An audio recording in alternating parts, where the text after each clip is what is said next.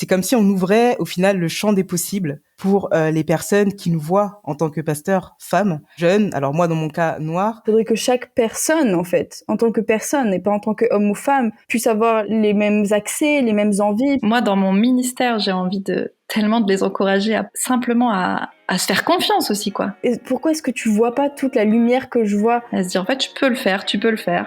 Let's go, on y va ensemble, quoi.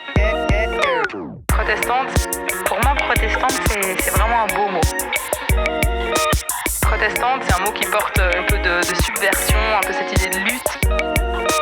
Protestante, réduire les discriminations, réduire les inégalités sociales, économiques, mais aussi de genre, c'est la seule manière de construire la paix dans ce monde. Protestante, debout. Que les femmes se fassent vraiment confiance parce que leur lumière, on en a besoin dans ce monde. Protestante, quand on a Dieu.e avec nous, on peut aller partout. Bonjour à toutes et à tous et bienvenue sur Protestante, un podcast produit par Regard Protestant. Je suis Jérémy Kleiss et aujourd'hui, je suis heureux de vous présenter un épisode spécial en lien avec la Journée internationale de lutte pour les droits des femmes du 8 mars en compagnie d'Héloïse Decoeur, Olivia Passy et Marisol Charras. Laissez-moi vous les présenter. Commençons par Héloïse Decoeur. Après une licence de théologie à Montpellier et un master en sciences religieuses à Strasbourg, c'est au sein de l'Église protestante unie qu'elle démarre son ministère pastoral en 2015. Aujourd'hui, Héloïse est pasteur de la paroisse du Pied du Jura, qui fait partie de l'Église évangélique réformée du canton de Vaud en Suisse. Rythmée par une vie paroissiale bien remplie, elle se passionne pour des tas de sujets comme la théologie pratique, le dialogue interreligieux, la sociologie des religions, l'accompagnement pastoral ainsi que l'empouvoirment féminin, dont nous parlerons notamment dans l'épisode d'aujourd'hui. Et si vous vous baladez régulièrement sur les réseaux sociaux, vous la connaissez peut-être, car depuis plusieurs années, elle anime un compte Instagram de vulgarisation théologique simplement intitulé « Héloïse-Pasteur ». Olivia Passy, quant à elle, d'origine congolaise, est pasteur depuis peu à l'Église protestante unie de Houille en Île-de-France. Formée à l'Institut protestant de théologie de Paris, avec une double licence de l'Université de Strasbourg, Olivia a toujours grandi en milieu réformé. Mais plus jeune, grâce à ses parents, elle a également fréquenté une communauté congolaise luthéro-réformée. Olivia se passionne pour de nombreux sujets, mais pour le bien de cet épisode, mentionnons son intérêt pour les théologies dites contextuelles, les théologies de la libération, sans oublier le sujet des minorités. Et enfin, Marisol Charras, étudiante en deuxième année de licence à la faculté de théologie protestante de Strasbourg. Et oui, elle est bien la fille de Johan Charras Sancho que j'ai reçu précédemment sur le podcast. À l'heure où nous avons enregistré cet épisode, Marisol est d'ailleurs en échange à la faculté Al-Mouafakat de Rabat au Maroc, une faculté œcuménique de formation théologique et interculturelle. Passionnée par la théologie pratique, l'ecclésiologie et la politique ecclésiastique, mentionnons que Marisol est également vice-présidente de l'Amicale de théologie protestante à Strasbourg et qu'en septembre dernier, elle a participé en tant que steward à la Fédération luthérienne mondiale qui s'est tenue à Cracovie en Pologne.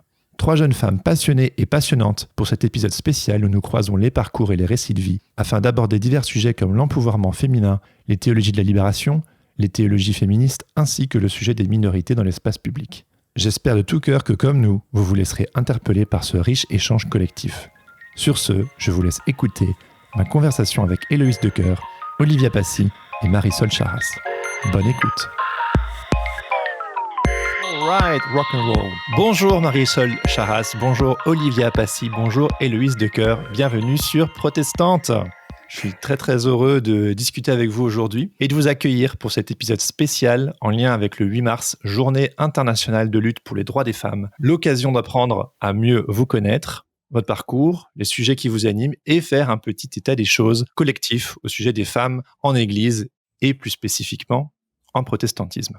Alors pour commencer, est-ce que vous pourriez vous présenter chacune et nous raconter à quel moment la foi chrétienne et notamment le protestantisme ont fait irruption dans vos vies? Et pour commencer par la plus jeune, Marisol, je t'en prie, ouvre le bal. Allez, vas-y. Aïe, aïe, aïe. Ok, alors, donc du coup, moi, c'est Marisol Charras. La foi est arrivée dans ma vie quand j'étais très, très jeune, parce que donc mes 2 parents sont pasteurs, donc j'ai vraiment grandi dans une ambiance de foi. J'ai grandi dans l'église, j'ai grandi avec l'école du dimanche, même avant ça avec le culte des tout-petits, avec le caté, avec le groupe des jeunes. Mais moi, personnellement, ma foi était là lorsque j'étais jeune. Et ensuite, il y a eu ce moment adolescent entre 12 et 14 ans où j'y croyais pas trop, je voulais pas me faire baptiser, je voulais pas me faire confirmer, je voyais pas le but là-dedans. Et ensuite, j'ai déménagé à Ilkirch-Grafenstaden et là, j'ai réussi à me reconnecter à ça. Je crois que c'était le lieu, c'est vraiment l'église là-bas et le fait d'être dans une nouvelle ville, je pense. Et donc, j'ai demandé le baptême à la fin de mon caté.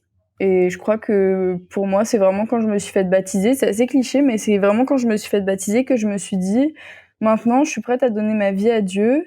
Et un peu plus tard, je me suis dit, je suis vraiment prête à donner ma vie à Dieu, littéralement, dans le sens où si je travaille, c'est pour lui et pour personne d'autre. Voilà. Donc là, je suis en études de théologie protestante. Donc je dirais que c'est ça. Merci. Héloïse ou Olivia? Tu veux continuer à faire les plus jeunes? Je crois que c'est Olivia la plus jeune. Allez, on y va comme ça. Donc moi, c'est Olivia Passy. Je suis pasteur à l'Église protestante unie de Houille, dans les Yvelines. Alors moi, mon parcours de foi, je suis née dans le protestantisme parce que mes deux parents étaient protestants, donc j'ai grandi dans l'église réformée à l'époque du coin. Alors, petite spécificité, comme beaucoup de personnes issues de la diversité, comme on dit, parce que je suis d'origine congolaise, j'ai fréquenté en même temps, à côté, une communauté congolaise luthéro-réformée.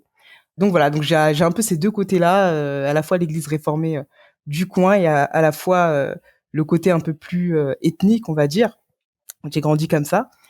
Et donc, comment ma foi personnelle est arrivée dans ma vie? Bah, moi, ça a commencé à 3 ans. Très exactement, je m'en souviens très bien. Ça a commencé avec un cauchemar. Ah, je me réveille. Et oui, ça commence avec un cauchemar. Et donc, je fais un cauchemar, j'ai 3 ans. Je me réveille, je pleure. Et mon papa vient. Il me dit, ah, mais qu'est-ce qu'il y a? Voyons. Et je lui dis, bah, écoute, papa, j'ai fait un cauchemar. Il me fait, ah, bah, écoute, tu sais, quand tu as peur, tu as un Dieu là-haut que tu peux prier. Et tout ira beaucoup mieux pour toi.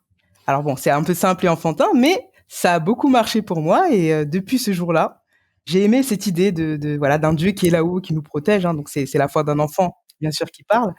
Et ça ne m'a jamais lâché. Donc depuis toute petite, j'ai toujours eu cette curiosité un peu pour la religion. Et puis le fait de voir, quand on m'emmenait à l'église, toutes ces personnes réunies autour d'une entité invisible. Enfin voilà, on parle de Dieu, mais on le voit jamais. Enfin, il y avait quelque chose d'un peu mystique qui m'attirait. Et donc me voilà pasteur aujourd'hui. On y reviendra sur la vocation pastorale. Mais c'est comme ça, du coup, que la foi chrétienne et protestante est apparue dans ta vie. C'est ça. Voilà. Et bah de mon côté, la foi chrétienne, je suis tombée dedans quand j'étais petite, enfin en tout cas dans l'église, puisque mon papa était pasteur, voilà.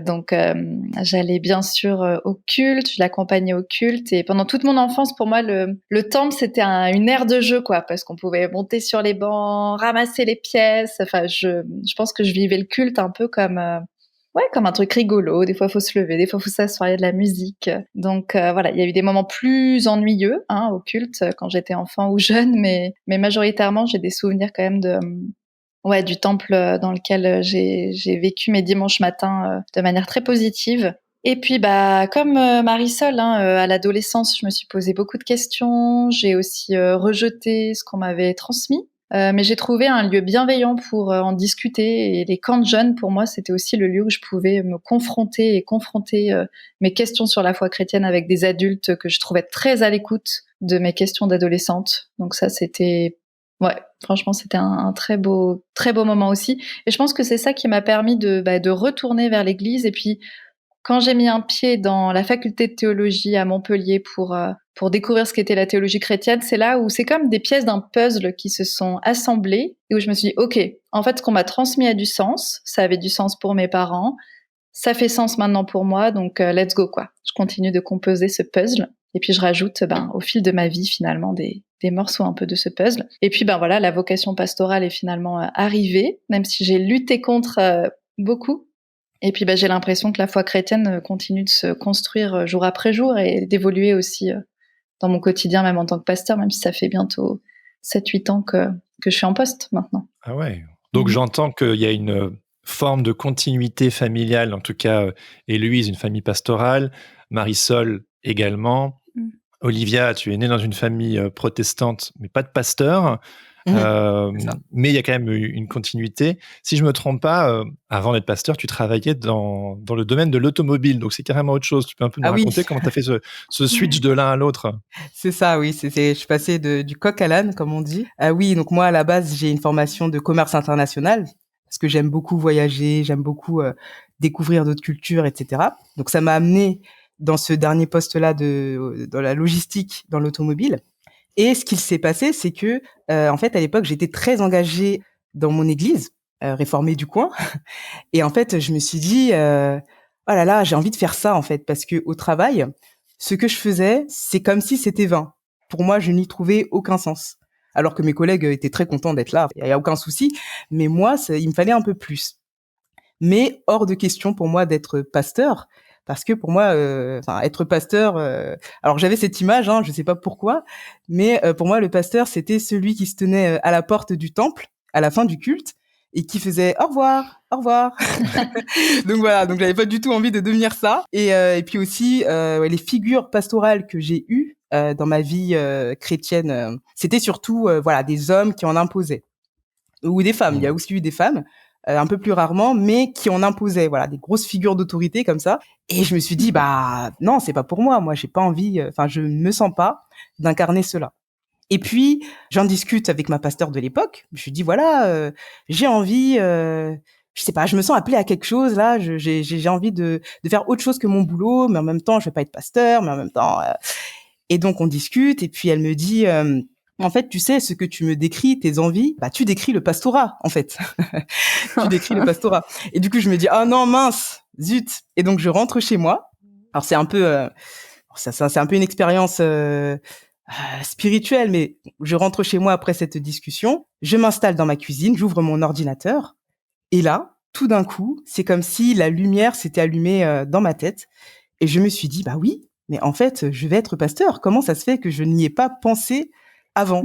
Et donc voilà, donc ça a commencé comme ça. Je suis pas partie du jour au lendemain de mon travail. J'ai quand même préparé sur une année mon départ. Et donc ça s'est fait comme ça. J'ai entamé mes études de théologie et me voilà aujourd'hui. Et tu parles d'études de théologie. Donc, Marisol, tu es en 2e année. Mais mon petit doigt m'a dit que apparemment, ça fait très longtemps que tu veux devenir pasteur. Je me trompe? Moi? Oui. Non, mais en fait, je crois que c'est beau que Héloïse et Olivia, vous parliez de quelque chose qui a été... Enfin, Héloïse, tu en as pas encore parlé profondément, mais tu l'as quand même précisé que ça a été quelque chose de difficile. Et dans ton récit, Olivia, ça se voit aussi. Je crois que moi, c'est ça qui... Quand les gens ils me parlent souvent de monde pastoral ou du moment où ils ont voulu devenir pasteur, à chaque fois, c'était une grande révélation ou quelque chose comme ça.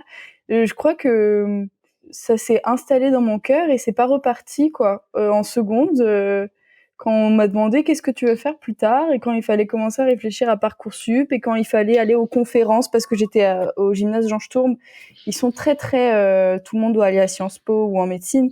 Et donc quand ils commençaient à nous préciser ah là il y a une conférence sur ci pour devenir je sais pas quoi, moi j'étais en mode mais ça c'est pas la grandeur que je cherche en fait. Et j'y allais parce que j'étais curieuse mais comme Olivia l'a bien dit, je voyais pas le but. Je vois bien le but pour le monde, mais il manquait cette profondeur que j'avais dans mon cœur. Et donc je crois que vraiment quand dans Parcoursup j'ai écrit faculté de théologie protestante sans aucun autre vœu et que tout le monde autour de moi était en train de mourir de peur pour moi, mais regarde, c'est peut-être pas ce que tu veux. Je suis juste allée, je sais pas, j'ai confiance et j'ai espoir et je crois que ça a beaucoup à voir avec mes parents et avec l'environnement que j'ai qui est très sain par rapport à ça. Mais oui, voilà, c'est juste un travail qui fait tout son sens, je trouve. Héloïse, ça t'évoque quoi? Je trouve ça magnifique le fait qu'il y ait une forme d'évidence et que, comme tu dis, je pense qu'effectivement, en fonction de la famille dans laquelle on grandit, peut-être qu'on a une vision de l'Église un peu différente. Moi, je pense que ce qui me faisait peur dans le ministère et qui fait que j'ai eu besoin de me confronter, est-ce que c'est vraiment ça? Je me suis posé tellement de questions, c'était incroyable. Ce qui me faisait vraiment peur, c'est Un peu comme ce que disait Olivia, c'est le poids qu'on met quand même sur cette personne, enfin la manière dont on a beaucoup d'attentes envers cette personne, qui est le pasteur ou la pasteur. Moi, ce qui me faisait terriblement peur, c'est le côté, j'ai envie de dire, couteau suisse du ministère. Il faut savoir tout faire, il faut être à l'aise avec les vieux, avec les jeunes, il faut bien prêcher, mais il faut pas... Il y a trop de critères. Je me suis dit, mais je serai jamais la pasteur parfaite, alors autant ne pas être pasteur, quoi. Et quand j'ai compris que l'imperfection était ok, je pense que j'ai réussi à faire un pas. Et puis j'ai eu beaucoup de paroles d'encouragement, et ça c'est toute mon histoire avec mon église ou l'église de manière générale. C'est comment, sur mon chemin et dans mes doutes, j'ai toujours été encouragée, non seulement à me poser des questions, mais aussi à faire un pas de plus, quoi. Sinon, je pense que je serais restée juste bloquée à un endroit. Mais les paroles d'encouragement, c'est tellement puissant. Alors, un point que vous avez en commun, c'est le sujet de l'empouvoirment féminin. On dit autrement, le fait de renforcer la capacité d'action des femmes. Olivia, en préparation de cet échange aujourd'hui, tu m'as également dit qu'un des sujets qui t'intéresse, ce sont les théologies de la libération. Donc, je précise des théologies contestataires qui ont tenté de reconstruire la théologie dominante à partir de la perspective des opprimés, des minorités et des vaincus de l'histoire. J'ai fait mes devoirs, vous avez vu. Bravo. Il y a aussi les théologies féministes qui sont apparues vers la fin des années 60, qui étaient inclus dans ces fameuses théologies de la libération. Donc, moi, j'ai envie de vous demander, qu'évoque pour vous ce sujet au sens large, et est-ce que vous pouvez me raconter un peu votre cheminement par rapport à ça? Je sais, c'est un gros sujet, n'est-ce pas? mais c'est un épisode spécial en lien avec le 8 mars, donc du coup, on est là pour ça. Oui.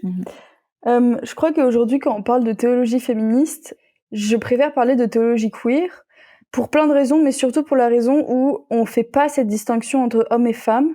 Je sais que pour certaines personnes, dans son degré de féminisme, il est toujours important de garder cette distinction, qu'il y ait la femme, en tant que femme, qui puisse avoir cet échelon, cette égalité, même cette équité avec l'homme. Je crois que dans ma perspective des choses, il faudrait que de mon point de vue vraiment, il faudrait que chaque personne, en fait, en tant que personne, et pas en tant qu'homme ou femme, puisse avoir les mêmes accès, puisse avoir les mêmes envies, puisse avoir... Et donc je trouve que ça fait aussi tout sens avec la théologie de la libération, c'est que il faudrait pas faire attention à si jamais on est riche ou pauvre, si jamais on est, il faut pas faire attention à la chair, quoi. Faut faire vraiment attention au cœur, à ce qu'on est au fond. Mais la théologie féministe est, je trouve, beaucoup plus accessible aujourd'hui pour le monde, et c'est pour ça que je m'arrête à ça souvent quand on me pose des questions dessus par les gens de mon âge. Parce que si déjà on n'arrive pas à comprendre la théologie féministe, je pense qu'on peut pas comprendre la théologie queer, et je pense qu'on peut pas comprendre la théologie de la libération, parce que ça demande beaucoup de recul et beaucoup de... Et même quand on a 50 ans et que on a déjà vécu beaucoup, il faut remettre tout en question derrière, en fait. Et je comprends à quel point ça peut être difficile pour certaines personnes si on leur a jamais montré. Voilà. Oui, après moi, ce que je peux rajouter sur les théologies de la libération, voilà, moi, ce qui m'intéresse, c'est la libération. Vous allez me dire que c'est un peu redondant, mais ce que je trouve un peu dommage et injuste, c'est que j'ai eu souvent affaire à des personnes dans le monde de la théologie qui vont accuser ces théologies de la libération, aussi appelées théologie contextuelle, parce qu'elles vont émerger dans un certain contexte, de dire que vous faites du communautarisme, pourquoi faire de la théologie que pour les femmes, pourquoi faire de la théologie que pour les noirs ou que pour ceux qui ont des cheveux frisés, ou que sais-je d'autre. Oui, mais après on oublie que chaque théologie est contextuelle. C'est-à-dire que quand on va accuser une théologie d'être communautariste ou d'être axée sur juste un contexte particulier, ce qu'on appelle la théologie universelle entre guillemets aujourd'hui, c'est de la théologie contextuelle qui est née dans un certain contexte. Donc je trouve que ça c'est un peu injuste. Voilà, et après on va nous taxer de wokisme et de je ne sais quel autre voilà, adjectif très positif. Donc voilà, donc ça c'était vraiment ce que je tenais à dire, c'est que c'est un peu injuste parce que chaque théologie est contextuelle. Maintenant, par rapport à la théologie de la libération, moi ce que j'apprécie c'est en tout cas moi quand j'en fais, c'est de voir dans le texte biblique ce qui peut être source de libération. C'est-à-dire que là aussi où je vois un autre versant qui me déplaît un peu chez les théologiens de la libération aujourd'hui, alors c'est une tendance, tout le monde ne le fait pas, mais c'est de considérer le texte biblique comme source d'oppression. Voilà, ou de dire, voilà, le texte biblique, c'est le problème. Du coup, on l'écarte, et puis au final, qu'est-ce qui reste? Pas grand-chose. Alors, je trouve ça un peu dommage, parce que, alors oui, certes, hein, il y a des textes clairement qui dérangent, qui vont déranger notre lutte, qui vont déranger, voilà, qui vont remettre en question certaines choses. Maintenant, je trouve qu'on a vite fait de jeter le bébé avec l'eau du bain et puis la salle de bain et la baignoire. Enfin voilà, pour moi la Bible c'est d'abord l'histoire quand même d'un peuple qui a été oppressé, déplacé, exilé. Voilà, je vais m'arrêter là, sinon je vais parler très longtemps. Mais même dans des figures un peu polémiques de l'apôtre Paul, hein, qui dit des choses très sympathiques parfois sur les femmes.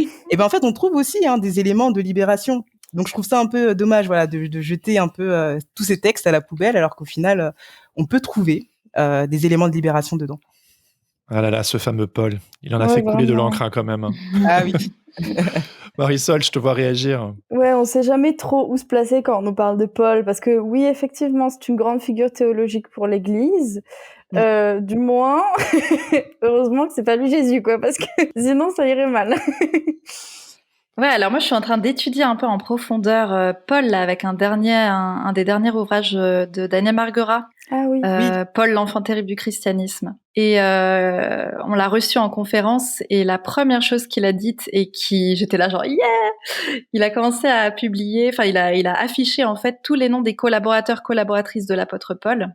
Et il a nommé à quel point il y avait des femmes dans ses collaborateurs et collaboratrices, en disant que là aussi c'est contextuel quoi, la manière dont Paul a parlé des femmes dans ses épîtres et tout ça.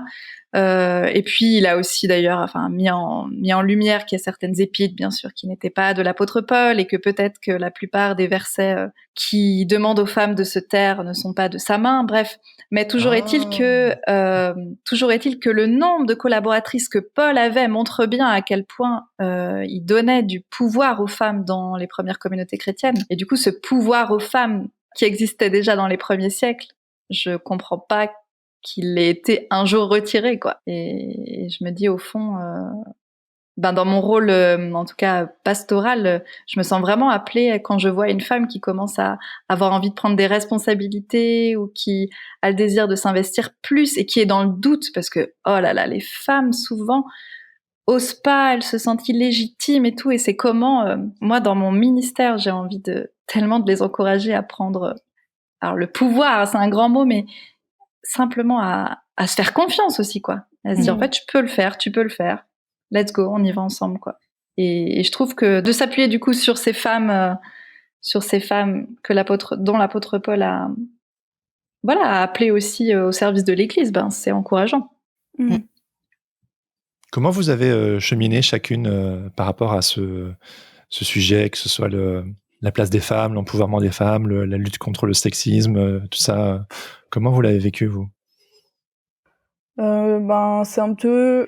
Je l'ai vécu avec ma mère beaucoup comme une revendication qu'il faut faire, une force, quelque chose qu'il faut tout le temps porter. Et ça fait qu'il y a des moments où j'avais vraiment pas d'amis au lycée, au collège, parce que je n'acceptais pas, dès le collège, qu'on fasse le moindre commentaire sexiste. Même juste qu'on me dise non, on va demander aux garçons de porter les tables.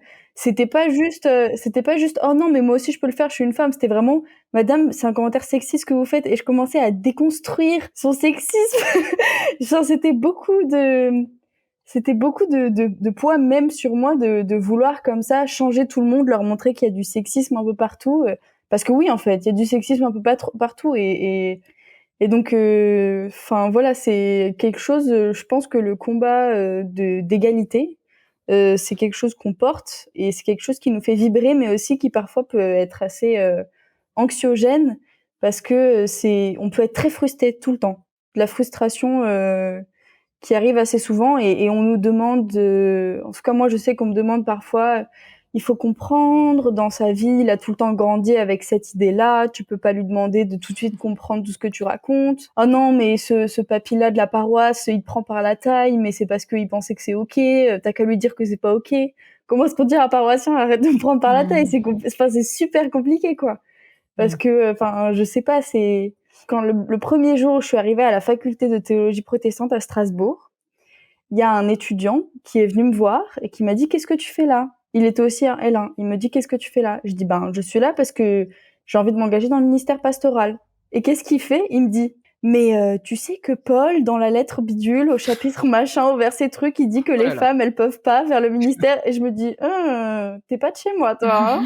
Oula, ça commence bien. T'es pas de vieux, Paul, toi. Non, mais c'est pour dire, quoi. C'est juste que c'est quelque chose qui est là constamment. Et le pire, je crois, c'est quand il faut discuter avec d'autres femmes. Et c'est là où je me sens le plus mal, en fait. C'est un mal-être. C'est punaise. Mais pourquoi est-ce que tu vois pas toute la lumière que je vois ? Pourquoi est-ce on voit pas les couleurs des mêmes manières ? Tu vois, c'est. Et en même temps, si après la discussion, cette personne décide de rester dans ses retranchements, elle est là aussi la liberté. C'est que très bien, reste dans ces retranchements-là. Mais je suis toujours là si tu veux ouvrir la porte à autre chose, quoi. Mais donc. Et Héloïse et Olivia, notamment spécifiquement en église, ce que vous avez observé, ce que vous avez vécu vous-même en tant que femme dans votre cheminement spirituel et aussi pastoral par rapport à cette question. C'est vrai que c'est incroyable que lorsqu'on commence à chausser les lunettes du féminisme, ou en tout cas regarder où le sexisme et la misogynie ont lieu dans la société et en église, tout à coup, on voit que ça. Tu sais, c'est comme quand il y a du soleil dans une vitre sale, tu te dis waouh, c'est horrible, c'est dégueu. Et franchement, moi en église, j'en ai fait un peu les frais. Je me rappelle, petite anecdote, mon premier enterrement, donc j'avais 26 ans, enfin en autonomie, mon premier enterrement en autonomie, 25-26 ans. J'ouvre la porte à un monsieur qui croit que je suis la fille, la femme, la secrétaire du pasteur sans doute, et qui a passé la préparation d'enterrement à dire mais c'est incroyable, oh, voilà, vous auriez été ma pasteur, je serais restée au catéchisme, ça me donne envie de revenir au catéchisme. Donc ça c'était mon premier enterrement, genre je venais d'arriver dans ma paroisse, je me confrontais à cette personne, donc déjà j'étais genre ok, et j'ai pas réagi, franchement j'avais zéro réaction, sauf éviter en fait et changer de sujet. Et puis en fait bon ça c'est des anecdotes qui arrivent à toutes les femmes et c'est pénible et dramatique, mais il y a parfois des conflits avec des hommes qui peuvent aller malheureusement beaucoup plus loin, ou qui vont décrédibiliser des femmes qui travaillent en église ou des femmes qui travaillent dans un conseil paroissial. Et franchement, voilà, parfois il faut se serrer les coudes et dire non, en fait, on a le droit de prendre des décisions, d'être dans un conseil, d'être pasteur, de prêcher. Et c'est incroyable de se dire qu'il faut encore se battre pour ça, même dans les églises réformées, quoi. Oui, tout à fait. Puis pour rebondir sur ce que tu dis, effectivement, c'est un peu étonnant de voir que dans nos églises réformées, si libres, si progressistes, on trouve encore des comportements comme cela. Alors moi, pour la petite histoire, je voulais absolument pas, dans mon ministère, parler de féminisme ou parler d'injustice raciale ou des choses comme ça, parce que moi, je venais en tant que voilà, je transmettais l'évangile, quoi. Enfin bon, voilà, j'étais là pour transmettre la parole de Dieu. J'étais pas là pour parler des combats des femmes ou des noirs ou je ne sais quoi. Et en fait, je me suis heurtée à un problème, c'est que quand j'ai commencé, que ce soit mon stage, ça a surtout commencé par rapport à mon stage, où j'étais du coup en situation en fait pastorale, hein, clairement. Des fois, j'avais la robe, etc. Ben en fait, je me suis rendu compte que ma personne faisait scandale, c'est-à-dire que les gens se butaient juste à ma personne, c'est-à-dire que quoi que je disais, les personnes restaient sur le fait que j'étais jeune, femme noire, ils n'entendaient absolument rien de ce que je disais. Donc ça m'est arrivé 1 fois, 2 fois, 3 fois. Je me dis il y a quand même un problème, quoi. Et puis il y a aussi ce côté où on va croiser c'est surtout des hommes qui font ça, des hommes d'un certain âge. En tout cas pour ce que j'ai vécu, qui vont essayer soit de vérifier si on a effectivement les capacités pour être dans ce poste-là. Chose qu'ils ne feraient jamais avec un homme de leur âge. Par exemple, moi j'ai eu alors que je faisais une randonnée, un homme fort sympathique qui vient et il me dit alors vous faites quoi dans la vie? Je lui dis bah écoutez donc évidemment cela se passe en public donc c'est comme ça, c'est encore mieux. Et donc il me dit oui vous faites quoi dans la vie? Donc je lui dis bah écoutez je suis pasteur. Ah oui, mais de quelle église? Je lui dis bah pasteur réformé, de l'église réformée, donc protestante unie de France si vous voulez, mais anciennement réformée. Et donc il me regarde et il me dit ah bon? Je lui dis oui. Il me fait ok, alors c'est quoi la date de la Saint-Barthélemy? Et donc en fait j'ai été tellement choquée que j'ai répondu en fait, j'ai pas voilà, je sais pas, j'ai répondu et donc j'ai dit bah 1500, interrogation orale. Voilà, c'est ça, une interrogation. Et puis il me dit ok, bah il y a combien de sacrements dans la religion protestante? Je lui dis 2. Et après, il me fait ah, ok, c'est bon alors. Oh, c'est chaud. Et Waouh. ce Et n'est comment qu'un t'as réagi? exemple parmi tant d'autres. Voilà. Donc ouais, c'est un peu dur des fois. Et donc c'est là où j'ai dû réfléchir un peu ces côtés de, voilà, au final j'ai repensé le féminisme et les injustices raciales. Au final, ouais, ça a refait surface dans ma vie et ouais, et c'est un peu triste de se dire qu'au final on est là pour juste être pasteur en fait. Et puis notre personne, voilà, les gens s'arrêtent sur notre personne et non sur ce qu'on dit. Et je rejoins tellement Olivia dans ce que tu dis parce que bien souvent, il y a des personnes ouais, plutôt masculins et assez âgés qui vont dire ah mais je comprends, notamment quand j'étais encore un peu plus jeune, hein, mais qui disaient beaucoup de personnes viennent vous voir à l'église ou viennent vous, tu vois, viennent pas écouter vos prêches. C'est pas ce que vous dites qui est intéressant, c'est de vous voir, tu vois. Et j'étais là genre non non. Et là je me rappelle que je répliquais tout le temps et je peux répliquer encore si cette remarque revient. Non, je pense que les gens viennent plutôt écouter ce que j'ai à dire. Tu vois, j'étais obligée en fait de te survendre, de dire Oui, non oui. non mais je suis excellente en prêche, tu vois, parce que le gars sinon il va t'enfoncer dans t'es une femme et du coup les gens viennent te voir et vous avez une voix douce et tatati tatata. Et t'es obligé de revendiquer que t'as autre chose à apporter que juste d'être une femme quoi. Et comment ils réagissent quand tu les reprends comme ça? Bonne question. Ils ricanent, je pense. Je crois que je trouve ça beau parce que pas ce que les hommes font. Non, là, ce dont on parle, parce qu'en fait, si on est là aussi, et si vous êtes déjà là-dedans, je crois que c'est parce qu'il y a cette vocation. À chaque fois, on parle que quand on est pasteur, c'est qu'il y a une vocation. Et dans cette vocation, il y a un lien de nous à Dieu et de Dieu à nous aussi. Et je crois que si il y a ces personnes-là spécifiquement qui sont appelées à faire la vocation et qui se retrouvent sur ce chemin-là, c'est bien qu'il y a une raison. Enfin, il y a quelque chose. C'est qu'il y a des choses qui doivent changer, il y a des choses qui doivent se montrer. Et je crois que c'est là où je vois la beauté et c'est là où je vois l'espoir. C'est que en fait, ça fait du bien de savoir qu'il y a des personnes qui sont prêtes à endurer ce genre de commentaires, parfois au quotidien, et qui vont tout de même accepter d'aller sur un podcast, accepter tous les jours d'aller faire, d'aller d'être pasteur, quoi, d'être dans la paroisse, de bouger, enfin, je sais pas, moi, ça me remplit juste de bonheur, quoi. Même si on sait qu'au fond, c'est beaucoup de malheur, ben, je pense que pour les autres et pour les générations à venir, c'est juste que du bien. Ouais, et puis les générations avant nous, là, les pionnières, elles ont ramassé, donc on est déjà, Oui. on profite déjà tellement des femmes qui sont passées avant nous, mais c'est pas gagné non plus. C'est ça qui est incroyable. Des fois, il faut se rappeler que c'est pas parce que il y a quelque chose qui est acquis que c'est acquis pour toujours, ou que c'est acquis durablement, ou que c'est acquis pour tout le monde. Et ouais. Au jour le jour, du coup, vous vivez comment ce ministère pastoral ou futur ministère d'ailleurs pour toi, Marisol, en tant que femme, comment vous vivez ça? Je crois que moi, je trouve ça excitant, mais je dis ça parce que je pense dire ça parce que je suis toute jeune, quoi. J'ai 20 ans et que j'ai pas encore eu une paroisse sur les épaules. J'ai seulement vécu dans une paroisse, j'ai seulement eu des parents pasteurs, mais je sais pas encore ce que ça fait d'avoir vraiment les épaules d'une paroisse ou de plusieurs paroisses aujourd'hui, surtout dans l'UEPAL, quand on est en pénurie de pasteurs. Mais je crois que là, maintenant, où j'en suis, je suis excitée de finir mon master, je suis excitée de rentrer en vicariat parce que j'ai tellement de choses en tête, je prends déjà des notes sur des projets que j'ai envie de mettre en place. Et quand je vois aussi des collègues que je vais avoir plus tard, enfin, ça me donne envie, quoi. Mais ça, je suis bien consciente que c'est parce que j'ai pas encore eu de vraie vie paroissiale en tant que pasteur. Donc, j'ai pas le poids encore, je crois. Et toi, Héloïse, ça fait déjà 7 ans que tu es en position. Oui, j'ai commencé effectivement, enfin j'ai été stagiaire d'abord j'ai commencé en 2015. Ouais, donc ça fait pas mal de temps. Bon, mais j'étais stagiaire et puis comme tu dis vicaire, on appelle ça suffragant dans l'Église protestante unie. J'essaye de réfléchir avec ce que tu dis, le critère de femme. J'essaye de voir en particulier qu'est-ce que ça change. J'ai le souvenir que pendant nos années de formation, notamment en suffragance, quand on se retrouvait entre collègues, c'était tellement important de débriefer ensemble sur ce qu'on vivait. Et je me rappelle avoir constaté que nous, les femmes pasteurs suffragantes et nos collègues, les hommes pasteurs suffragants, on vivait pas la même expérience en paroisse. notamment sur les commentaires, hein, comme on disait tout à l'heure, les hommes n'avaient pas de vieilles dames qui venaient leur dire que vous êtes mignon, mon petit coco.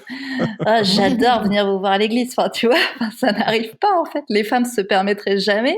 Enfin, je dis pas jamais, hein, ça peut arriver. Il y a peut-être des vieilles dames qui s'amusent à complimenter de manière un peu graveleuse leur pasteur, hein, je sais pas, mais les hommes avaient l'air de tomber, enfin nos collègues avaient l'air de tomber un peu dénus, genre mais c'est pas vrai, il t'a dit ça. Mais sinon, majoritairement, il y a aussi de tellement bonnes surprises. Il y a tellement de personnes qui disent aussi, notamment pour des obsèques ou des mariages ou des enterrements, pour des baptêmes aussi, ben en fait, le fait que vous soyez jeune, que vous soyez une femme, ben ça nous montre que l'Église elle est à la page, que l'Église réformée elle a les deux pieds dans le monde quoi, et que vous puissiez être en couple, vous marier, avoir des enfants, faire du badminton, du volley, faire du cheval, avoir des amis, avoir un chien, enfin avoir une vie quotidienne classique.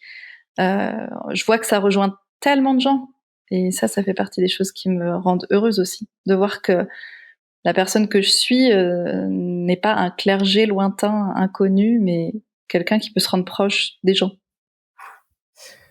Alors, moi, par rapport à ta question, je dirais que dans mon ministère, au final, je sens que, et je pense que c'est pareil aussi pour vous, Héloïse et Marisol, mais c'est comme si on ouvrait au final le champ des possibles pour les personnes qui nous voient en tant que pasteurs femmes, jeunes. Alors moi, dans mon cas, noires, parce que j'ai eu beaucoup de jeunes femmes. Donc quand j'interviens dans des événements ou même dans l'église, qui viennent me voir et qui me disent ah mais vous savez j'avais jamais vu une jeune femme noire prêcher. Donc merci beaucoup. Et ce sont des jeunes femmes noires qui me disent ça. Donc pour dire que ça fait du bien de voir que c'est possible parce qu'effectivement ce qu'on ne voit pas forcément peut paraître juste inconcevable. Voilà, alors moi ça me paraît pas inconcevable ce que je fais parce que encore une fois moi quand je me lève le matin, je me dis pas oh je suis une femme noire, qu'est-ce que je vais faire en tant que femme noire aujourd'hui? Pas du tout. Mais et puis j'ai eu des modèles de pasteurs femmes noires quand j'étais jeune. Donc pour moi, c'était pas quelque chose de complètement inconcevable. Mais je me rends compte que ce n'est pas le cas pour la plupart des personnes, en tout cas des personnes jeunes qui viennent me voir et qui sont contentes de voir même juste une femme en fait, une femme pasteur jeune et qui fait son boulot quoi. Voilà, c'est un peu ça. Et c'est vrai que en tant que femme d'origine congolaise, le sujet des minorités dans l'espace public, que tu le veuilles ou non, c'est rattaché à qui tu es. C'est un sujet que tu as à cœur. Ouais. Et puis, tu l'as dit, voilà, tu es finalement une figure d'autorité issue d'une minorité. Et est-ce que tu peux nous parler un peu de ce cheminement et du changement que tu aimerais incarner? Alors oui, faut savoir que moi, en tant que, alors c'est mon expérience, je dis pas que c'est l'expérience de toutes les jeunes femmes banlieusardes, noires, etc. Donc moi, j'ai grandi dans une banlieue populaire. Donc ça s'est bien passé. J'étais pas dans une cité non plus, mais j'étais pas à Paris 16 non plus quoi. Et en fait, ce que je remarquais, c'est que ma parole n'avait pas beaucoup de poids. C'est-à-dire que même quand on parlait, par exemple, en cours d'histoire, alors c'était plutôt éducation civique, quand on parlait de certaines choses, je m'en souviens qu'on avait abordé le thème de la discrimination positive à l'époque, donc j'avais 14-15 ans, on en parlait déjà. Alors j'étais une des seules, il me semble, une des seules noires dans ce groupe-là pour en parler. Et donc la prof commence à dire oui, voilà, la discrimination positive, c'est super, c'est très bien, etc. Et en fait, moi, j'ai commencé à dire, écoutez, madame, moi, je trouve que ça me plaît pas trop, cette idée d'être engagée dans une entreprise parce que je suis noire. Enfin, ça, pour moi, ça n'avait aucun sens. J'ai envie d'être prise parce que je travaille bien et que je suis douée et qu'on a envie de m'avoir dans l'équipe. Pas du tout pour, qu'on dise, voilà, on a 2 noirs, c'est bon, on est inclusif. Bon, voilà, ça me paraît un peu quand même. Et donc, la professeure m'a juste rembarrée devant tout le monde en disant... non, je comprends pas ce que vous dites. C'est bien pour les gens comme vous, donc je comprends pas. C'est comme ça. C'est très bien la discrimination positive. Bon, je trouve ça un peu dommage qu'on n'écoute pas les personnes concernées au final pour ce genre de sujet. Donc ouais, ce sont des expériences. Ça pour dire que j'ai grandi avec le fait que j'étais pas forcément écoutée. Voilà, j'étais quelqu'un qu'on interrompait aussi beaucoup.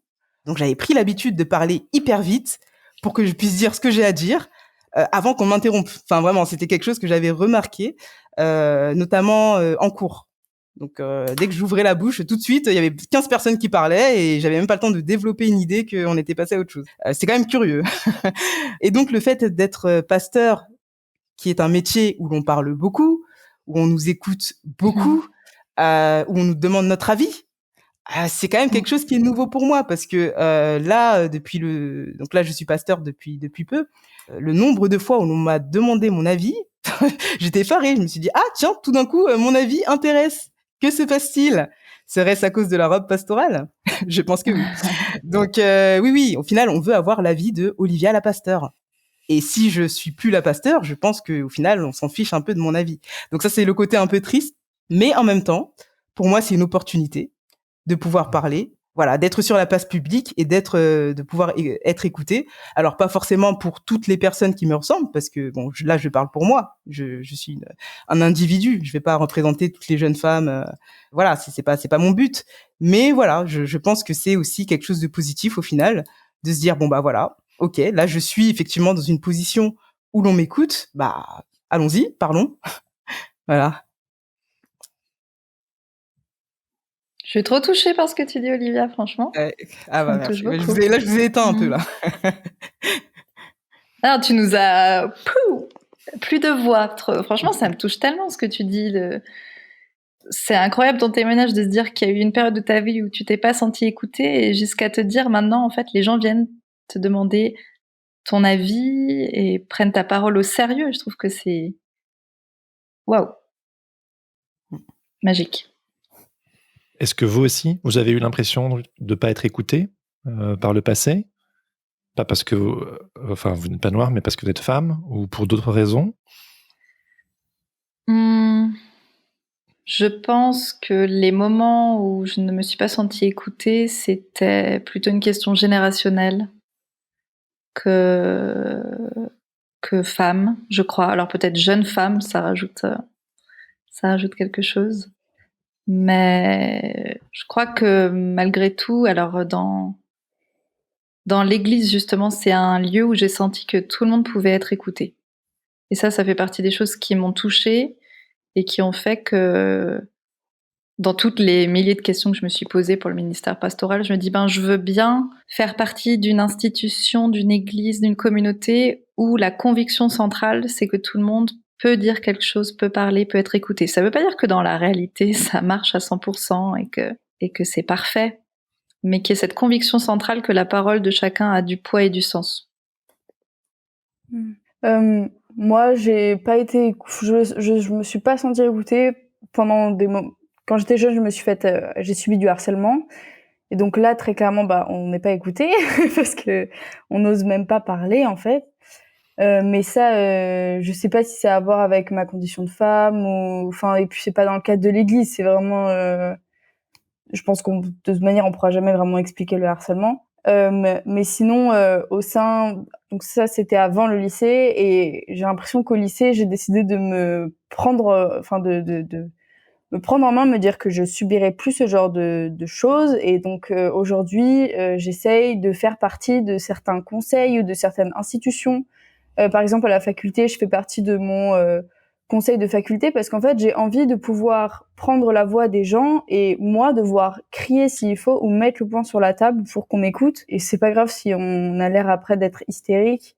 Je pense que une des violences les plus fortes, c'est justement ne pas écouter quelqu'un, en fait. Et ça, même dans la guerre en ce moment, etc., on n'écoute pas les signaux, on veut pas voir. Et je crois que ça, c'est une des plus grandes violences. Et donc effectivement, c'est quelque chose que les minorités doivent subir très souvent, et c'est quelque chose de purement injuste. Donc contre quoi je souhaite me battre, en fait. Mais justement, Héloïse et Marisol, en tant que femme, pasteur, blanche, d'origine européenne, comment vous avez déjà été interpellée par ce que Olivia vient de dire, mais comment vous laissez interpeller? Je m'inclus dedans aussi, évidemment, mais il s'agit de vous aujourd'hui.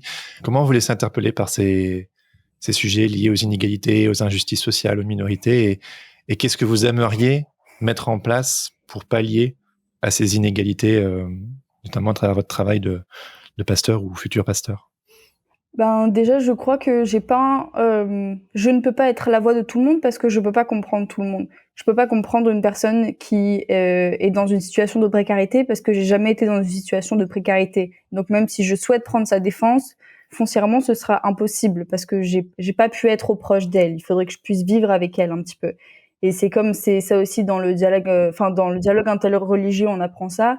On peut pas réellement avoir un dialogue si on cherche pas à se mettre à la place de la personne en face. Et ça, je crois que c'est vraiment compliqué. Et donc, je crois que dans ma paroisse plus tard, je sais que c'est presque impossible, mais on essayera d'avoir un conseil paroissial qui soit le plus divers possible, quoi. Vraiment avoir une représentation très juste du peuple de Dieu qui se trouverait dans ma paroisse. Donc, voilà. C'est une très bonne question que tu poses, Jérémy. Puis je me rends compte que même si ça fait partie des préoccupations qui m'habitent, je crois que c'est pas que j'ai pas les ressources, mais j'ai pas encore agi pour que ça puisse, comment dire, voilà, que ces inégalités puissent être complètement aplanies.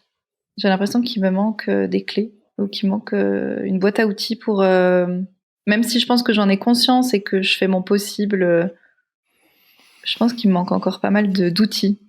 Je suis pas assez outillée pour y faire face, en église en tout cas, ou dans la société de manière générale. Olivia, tu aurais des clés, des outils à suggérer? À suggérer des clés, je dirais l'écoute et l'empathie. Voilà, parce que souvent, alors moi aussi je me mets dedans, hein, parce que bon, c'est pas parce que je suis ce que je suis tout d'un coup inclusive à 100%. Mais je pense qu'un des pièges quand on se veut inclusif ou ouvert d'esprit, je sais pas quel terme est le plus juste pour vous. On a ce piège-là au final de pas se rendre compte que en fait on n'est pas si inclusif que ça en fait, dans notre manière, rien que dans notre manière de parler, dans notre manière de désigner l'autre, dans notre manière de traiter l'autre, parce que moi ce que j'observe alors c'est pas toutes les personnes, hein, mais en général les personnes qui ont en souci voilà des groupes de personnes en particulier, voilà, je vais citer aucune chose, et ben en fait elles vont des fois se faire une image de ce groupe-là en se disant bon, par exemple, je prends n'importe quoi, les pauvres, ah bah voilà, les pauvres quand ils vont venir au resto du cœur, ils vont être reconnaissants et puis ils vont prendre leur petit plat et puis ils vont nous remercier quoi, enfin voilà, ils vont aller bien, ils vont être polis, ils vont être gentils. Sauf que quand t'es pauvre, t'es dans la rue ou t'es je sais pas moi, t'es en stress parce que t'as 3 gamins à nourrir, t'es pas forcément agréable. Et puis t'as peut-être envie de manger de la marque aussi. Puis t'as peut-être envie voilà, en fait c'est ça. Et souvent c'est un peu difficile à accepter. Et on se dit, enfin des fois il peut se passer un gros bug dans notre tête où on se dit bah mince, au final l'image que je me suis faite du groupe ne correspond pas, qu'est-ce qui se passe? Et puis s'enfermer dans une image un peu polissée du groupe qu'on aide. Donc oui, moi je dirais rester les yeux ouverts et puis être à l'écoute, être empathique, discuter avec les personnes qui sont, qu'on souhaite, auxquelles on souhaite tendre la main. Surtout, c'est important. Voilà. Je me rends compte en t'écoutant que si c'est une attitude que j'espère avoir au maximum, je me rends compte que d'un point de vue communautaire, parce que mine de rien, quand on est pasteur, on agit en communauté, et que si on se sent accueillant ou qu'on fait le max pour être accueillant, des fois la communauté elle-même a du mal à être accueillante envers des personnes qui sont différentes ou d'une autre nationalité, d'une autre origine, d'un autre genre. Et ça, c'est quelque chose qui m'attriste beaucoup, c'est qu'il peut y avoir plein d'individus très accueillants, mais des fois en groupe, en communauté, on se croit accueillant et on l'est pas. On fait barrière, on fait écran entre Dieu et des gens qui viendraient pour la première fois et qui font pas partie du groupe de base, on va dire, quelle que soit sa minorité. Et ça m'attriste un peu. Oui, c'est vrai. Bon, pour rebondir sur ce que tu dis, c'est vrai qu'on se pense une église. Quand on est dans l'église, on se dit bon bah une église ne peut être que accueillante. Donc on n'a pas à travailler l'accueil parce qu'on est de base accueillant ou inclusif ou ce qu'on veut. Et ça empêche de se remettre en question au final parce que maintenant allons dire à une personne qui se croit profondément accueillante, qu'elle l'est pas, qu'elle a exclu la personne parce que elle l'a pas traité de manière égale par rapport à je sais pas son copain de 30 ans quoi. Enfin, bon voilà, il y a des petits comportements comme ça un peu toxiques et c'est vrai qu'en tant qu'Église, on doit faire attention voilà, à ce qu'on projette dans ce qu'est une Église, ce que doit être une Église, ce qui est acquis, ce qui n'est pas acquis. Et tant qu'on est dans les zones d'amélioration dans les églises protestantes par rapport au sujet du jour aussi au sens large, qu'est-ce que vous observez? Quelles seraient ces zones d'amélioration et qu'est-ce que vous aimeriez faire pour changer les choses? Je crois que je suis du coup la seule qui fait partie de l'UEPAL. L'union, enfin tu précises ce que c'est Ah pour oui, ceux qui ne connaissent pas. l'Union des Églises. L'Union des Églises protestantes d'Alsace et Lorraine. Voilà, d'Alsace-Lorraine. Et pas Alsace-Moselle, Alsace-Lorraine, attention. Et donc nous, on est majoritairement luthériens avec une petite part de réformés calvinistes. Et je crois que on est plutôt bon niveau amélioration. En fait, le fait qu'on soit une petite église, mais très avec beaucoup de monde, ça fait que on parle beaucoup et même trop parfois. Je pense que parfois il faudrait qu'on arrête un peu de parler et qu'on fasse un petit peu plus d'action parce que c'est tout le temps oh, il faut qu'on fasse ci, il faut qu'il y ait plus de jeunes dans les paroisses, il faut qu'on fasse plus d'activités, il faut que enfin c'est tout le temps plein de blabla et ensuite on va imposer des choses aux pasteurs alors que les pasteurs ils sont déjà en sous-effectif. Il y a des pasteurs qui se retrouvent à gérer une vallée entière. À Sainte-Marie-aux-Mines, mon père, lorsqu'il était pasteur là-bas, il devait gérer 4 paroisses et toutes les paroisses autour, du coup, elles voulaient venir là aussi parce qu'il se passait des choses et ça faisait. Enfin, c'est quelque chose qui, je crois que le combat du féminisme dans l'UEPAL est plutôt bon. Ce serait au sein de l'Église du moins. Maintenant, ce serait au niveau des cœurs des gens qu'il faudrait que ça change encore, parce qu'il y a des gens qui veulent rester dans cette vision traditionnelle, l'homme à sa place, la femme à sa place, c'est écrit dans la Bible, Dieu nous a créés comme ça parce qu'il le veut comme ça. Il y a toujours ces discours-là qui sont présents, mais au sein de l'institution en elle-même, c'est très clair, ce n'est plus un sujet d'actualité, enfin, ça l'est toujours, mais ce n'est plus un combat sans fin, quoi. Et d'autant plus, l'UEPAL, la partie luthérienne, fait partie de la Fédération luthérienne mondiale, qui est une institution luthérienne mondiale. Et c'est très clair dans les différentes lois ou mandats qui ont été votés que l'égalité des genres doit être une ligne principale. Je crois que là, s'il y a quelque chose où on doit évoluer d'autant plus, ce serait plutôt de l'interculturel, parce que on a envie de introduire dans les paroisses les différentes cultures autres qu'alsaciennes, mais quand il s'agit d'une famille d'Afrique subsaharienne qui vient pour un baptême et qui veut se lever pour faire la louange, applaudir dans les mains et crier de joie à la fin du baptême, ça dérange les paroissiens. Donc, moi, ce serait là où je pense qu'il devrait y avoir encore une évolution. C'est que vous voulez ouvrir vos cœurs, vous voulez ouvrir vos bras, et alors dans ces cas-là, vous l'ouvrez même aux choses extravagantes. Il faut arrêter d'être coincé comme ça. Je veux dire, il y a de la vie partout, quoi, et le Saint-Esprit, il est partout, donc faut réussir à le voir, quoi. Ouais, les pistes d'amélioration que je vois en église, c'est malgré tout encore de continuer d'insister pour que la parole de la femme soit prise au sérieux.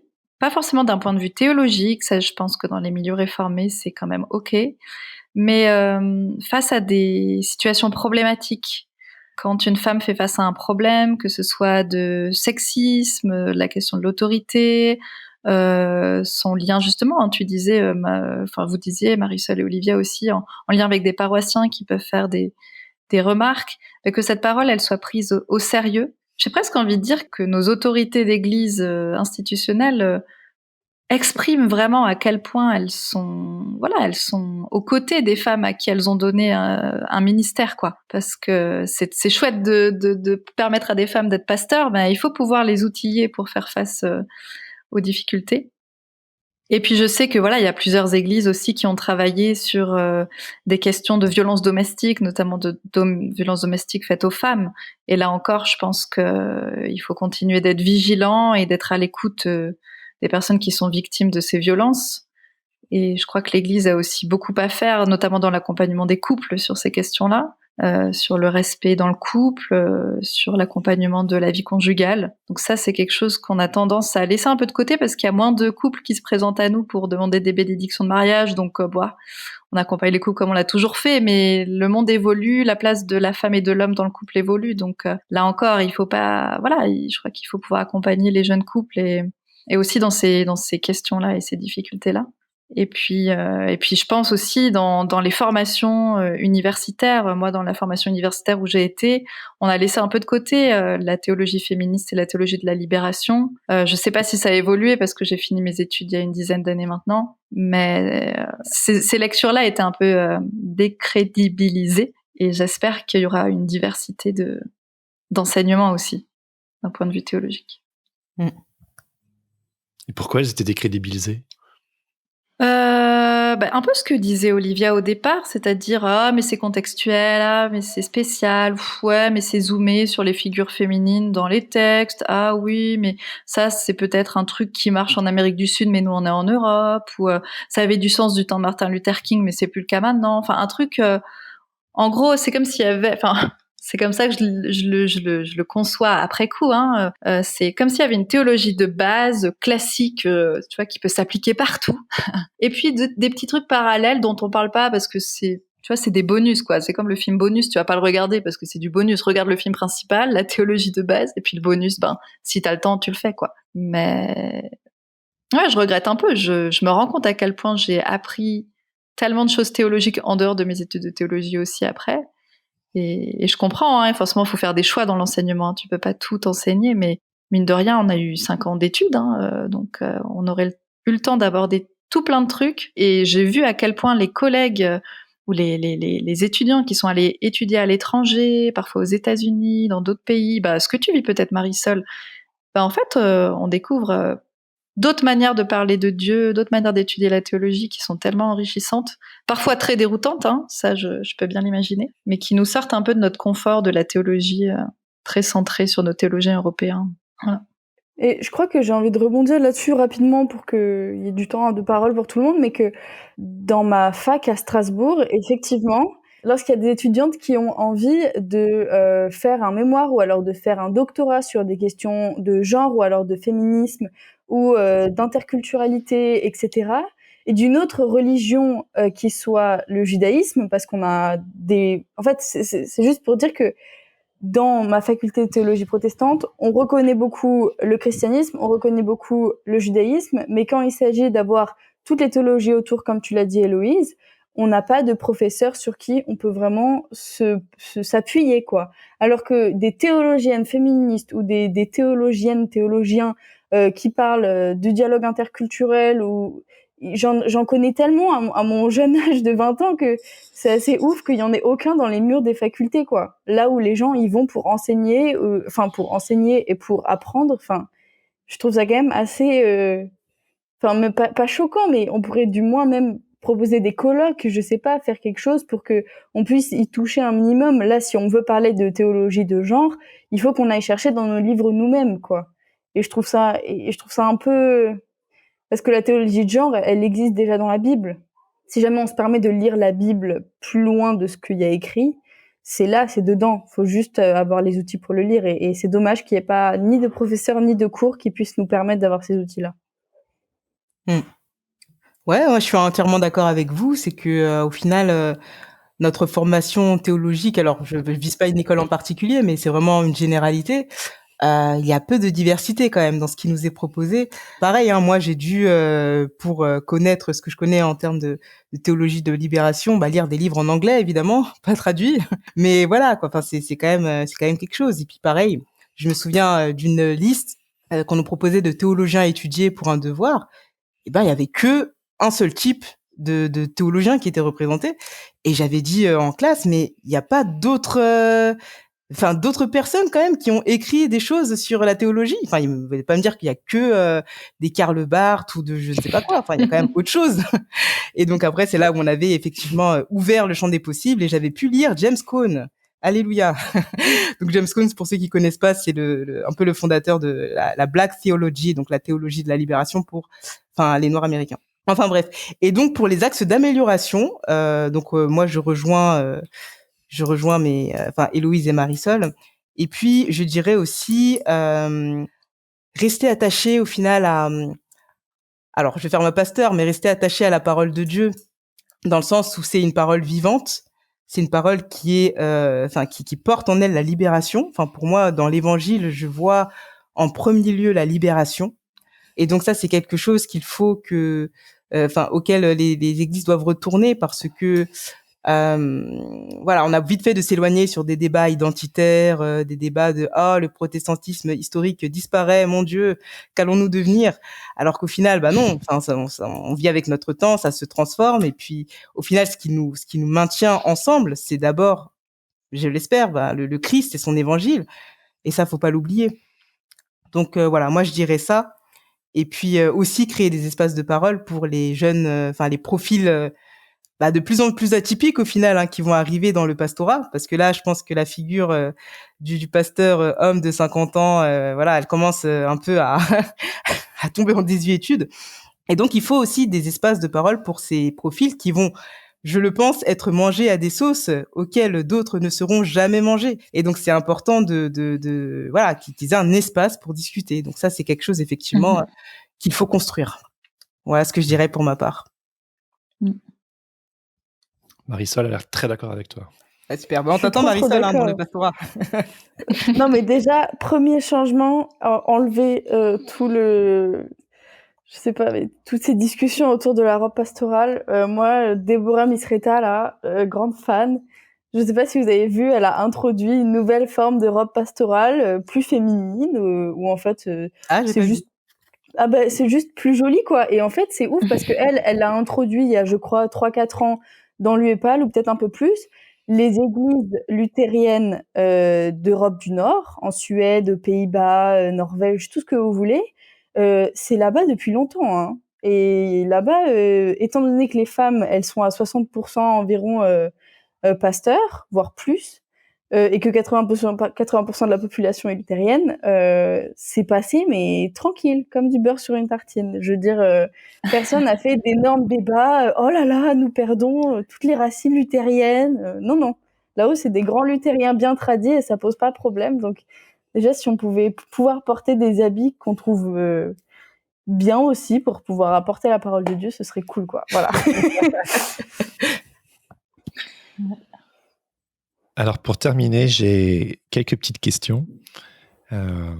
Qu'est-ce que vous aimeriez dire aux femmes qui écouteront ce podcast? Moi, j'aimerais dire aux femmes qui écouteraient ce podcast et qui se posent la question de prendre une responsabilité dans l'église, dans une église, n'importe laquelle, que ce soit être catéchète, catéchiste, que ce soit être pasteur, commencer des études de théologie, enfin, quelles que soient les responsabilités, franchement, foncez, faites-vous confiance. On a besoin des femmes, on a besoin de la parole des femmes, du regard des femmes sur le monde. On a besoin on a vraiment besoin de vous. Et je dirais à celles et ceux qui pourraient accompagner des femmes qui se posent des questions, prenez ce rôle au sérieux, parce que, encore une fois, des paroles d'encouragement, c'est un peu ce que je disais au départ, mais c'est tellement précieux, et des fois, une petite parole d'encouragement change la vie, vraiment. Moi, je crois que, comme Héloïse, j'ai envie de rebondir sur le fait que vous n'êtes vraiment pas seul. Il y a tellement de femmes avant nous et il y aura tellement de femmes après nous qui se sentent appelées, qui ont cette vocation du ministère pastoral, d'être engagées dans son église. Et on est là, en fait. On est là, on est sur Instagram, on est sur Facebook, on est partout. Si vous avez besoin d'écrire, de parler, si même vous vous sentez pas soutenu dans votre communauté, il y aura toujours une personne, un groupe de personnes qui sera là. En plus de Dieu, bien sûr. J'ai pas envie de discréditer le Seigneur.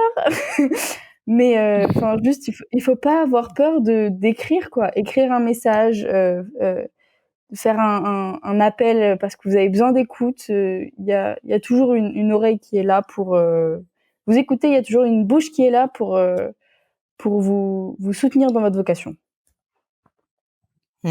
Moi, je dirais aux femmes qui écoutent ce podcast, écoutez, femmes, tout est possible. Tout est possible avec le Christ qui nous relève et qui nous extirpe de ces cases sociales dans lesquelles on veut nous mettre. L'évangile est d'abord un évangile de libération. Alors, s'accrocher, encore une fois, à la parole de Dieu permet de se libérer du poids que la société peut nous infliger. Ouais, c'est ça, c'est fou. Dieu a eu besoin d'une femme pour faire naître le Christ. Paul a eu besoin de femmes comme collaboratrices dans l'Église. Dieu, il a encore tellement besoin des femmes. Il veut utiliser les femmes. Les jeunes femmes. C'est vrai. Comment on le dit. Il ou elle veut utiliser les femmes. Oui, voilà. Oh, je pousse. Qu'aimeriez-vous dire aux hommes qui écouteront peut-être ce podcast ? Je dirais aux hommes qui écoutent ce podcast que vous avez votre place aussi dans ce combat qu'est le féminisme et que en fait on est une communauté et on peut pas faire tout toute seule et on n'a pas envie de faire tout toute seule et que c'est bien si toutes les femmes sont féministes, mais si tous les hommes ne le sont pas, on va toujours continuer à se prendre des commentaires par exemple ou alors se prendre des violences. Et je pense que si vous voyez dans le féminisme une forme d'égalité qui se doit d'être universelle, il faudrait, parlez-en aussi autour de vous, quoi. Vous avez une bouche aussi et parlez-en. Moi, la première chose qui me vient, c'est aux hommes qui écoutent ce podcast. Si vous avez quelque chose, un retour à faire aux femmes, faites un retour sur ce qu'elle a dit, sur ce qu'elle a fait, sur les convictions qu'elle défend et ne commentez pas sa tenue, sa coiffure, son look, la couleur de ses cheveux. Enfin, on n'a pas besoin de savoir ce que vous pensez de notre tête. On a besoin de vous avoir comme interlocuteur sérieux. On n'a pas envie d'avoir une relation de séduction avec vous. On veut vous discuter avec vous, en fait, juste qu'on soit des partenaires et des amis crédibles, fidèles, intéressants. Alors moi, ce que je pourrais dire aux hommes qui écoutent ce podcast, soyez avec nous dans ces combats qu'on peut mener pour l'égalité, parce que au final, cette égalité-là ne vous nuira pas. C'est pas parce qu'on va être traité également que tout d'un coup vous allez perdre tout votre statut, vous serez plus des hommes ou je ne sais quoi. Non, je pense que hommes et femmes sont appelés à travailler main dans la main et non l'un contre l'autre. Donc rejoignez-nous dans cette cause. Pour terminer, qu'évoque pour vous le mot protestante ? Pas tout en même temps, hein. Moi, je dirais une chrétienne libre grâce à l'évangile. Moi, je dirais une personne pleine de réflexion et de pouvoir dans le sens grand du texte. C'est que en étant protestante, on a cette possibilité de pouvoir toujours avoir une intelligence sur les choses. On va jamais nous imposer une parole. On va toujours se permettre d'avoir une analyse derrière. Et je crois que ça, c'est une des plus grandes forces de la protestante. On pourra jamais prendre une parole comme acquise. Moi, quand j'entends le mot protestante, ça me fait penser aux femmes de toutes les générations qui ont mis leur foi en Dieu, qui ont été inspirées par le Christ et qui se sont laissées mettre en mouvement par cet appel et qui ont osé croire que cet appel leur est destiné à elles et que ça avait du sens pour leur vie et qui ont écouté les paroles d'encouragement qui disent il y a une place pour toi auprès de Dieu, avec Dieu, dans l'Église. C'est des femmes qui osent, les protestantes. Avant de se dire au revoir, j'ai envie de vous demander comment vous vous sentez là. Moi, je suis un peu remuée, mais positivement. Ça me donne d'autant plus envie d'agir là. J'ai envie d'écrire des textes, 95 thèses féministes. Non, mais juste ça fait du bien de se sentir écouté, de pouvoir discuter, de pouvoir partager. C'est toujours une bénédiction, je crois. Et donc, je suis aussi apaisée en fait. Oui, pareillement. Moi, je me sens un peu remuée, mais par tout ce qu'on a dit, toutes les expériences qu'on a partagées. Et en même temps, je me sens bien parce qu'on a pu discuter. J'ai pu découvrir deux merveilleuses personnes, enfin 3 merveilleuses personnes, parce que Jérémy aussi, je te découvre aussi. Et donc ça m'a fait plaisir de passer ce temps avec vous et de discuter de sujets des fois qui sont un peu lourds, mais qui sont nécessaires. Moi, je suis très reconnaissante d'avoir pu dialoguer, discuter avec vous, échanger, partager nos points de vue. Et je me rends compte qu'il y a vraiment des phases où je désespère de l'Église et où je désespère pas de Dieu, mais je désespère parfois de l'institution Église. Et quand je me dis qu'il y a des personnes comme vous qui sont engagées et qu'on est dans le même bateau et qu'on rame ensemble et qu'on est mus par une même foi, ça me motive beaucoup. C'était ma conversation avec Héloïse Decoeur, Olivia Passy et Marisol Charras. Je les remercie chaleureusement pour cet échange qui m'a personnellement beaucoup interpellé. Si cette conversation vous a touché, n'hésitez pas à le leur dire et à les suivre sur les réseaux sociaux. Ce podcast est produit par Regard Protestant qui propose chaque jour un regard sur l'actualité vue par les médias protestants. Pour en savoir plus, visitez www.regardprotestant.com. Si cet épisode vous a plu, n'hésitez pas à le partager avec vos amis, à mettre 5 étoiles sur Apple Podcast ou à laisser un commentaire sur Spotify. Ça aide vraiment le podcast à se faire connaître de plus en plus. Vous pouvez également m'écrire pour me faire part de vos retours ou me faire des suggestions d'invités sur le compte Instagram @protestante-podcast. Vous retrouverez toutes les informations dans les notes de cet épisode. Je termine en remerciant Laurent Bazar pour l'habillage sonore de ce podcast. Sur ce, je vous donne rendez-vous dans 2 semaines pour un nouvel épisode. En attendant, bonne semaine à toutes et à tous. Ciao ciao.